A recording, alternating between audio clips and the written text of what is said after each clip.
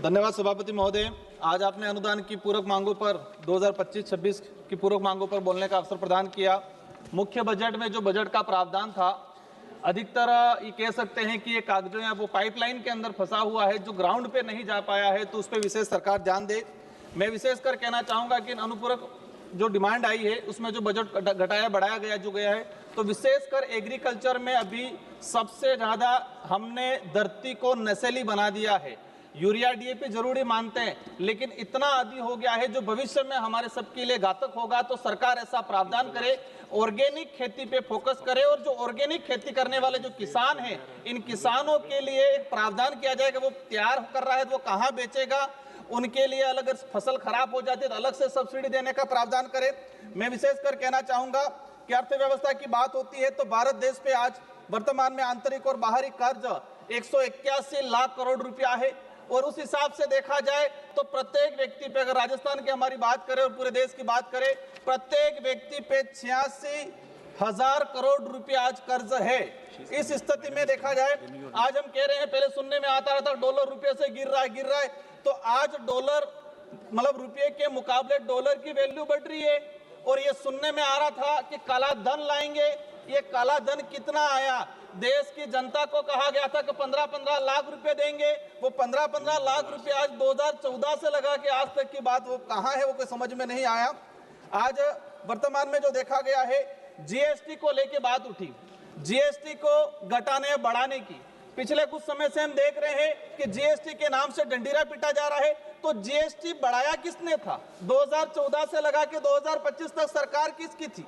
GST बढ़ाया। GST बढ़ाने की वजह से 2,30,000 से अधिक छोटे व्यापारी देश के जो थे, इनका व्यापार धंधा खत्म हो गया। माननीय सभापति महोदय, मैं कहना चाहूंगा कि ट्राइबल एरिया में जीएसटी का कलेक्शन होता है, पर इस जीएसटी का लाभ ट्राइबल एरिया के लोगों को नहीं मिलता है। यहाँ जीएसटी सिर्फ राजधानी के आसपास या बड़े शहरों में ही तक सीमित रह जाती है।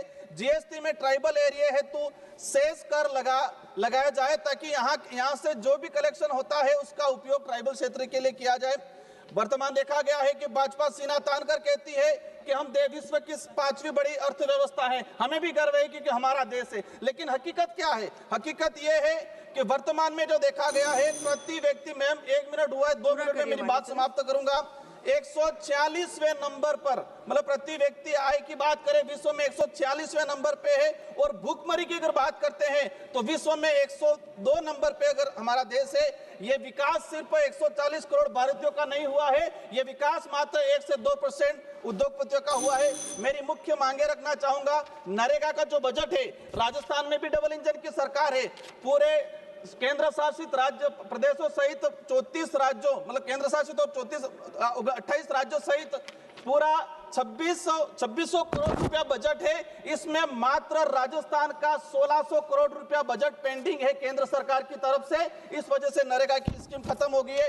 मैं चाहूंगा मैम कि हमारी आंगनवाड़ी कार्यकर्ता, हमारी राज्यिका की महिलाएं, जब चुनावी दौर आता है, भीड़ की जरूरत पड़ती है, सबसे पहले हम महिलाओं को याद करते हैं, राज्यिका और आंगनवाड़ी। उनके लिए क्या व्यवस्था की जाए, उनकी तनख्वाह में बढ़ोतरी की जाए। अंतिम मेरी जो मांग है कि मेरे क्षेत्र के अंदर कडाना और माही प्रोजेक्ट, माही जो डैम है, उससे उस क्षेत्र के अंदर। धन्यवाद अध्यक्ष महोदया। मैं सरकार द्वारा प्रस्तुत supplementary demand for grants first batch 2025-26 के समर्थन में बोल रहा हूं।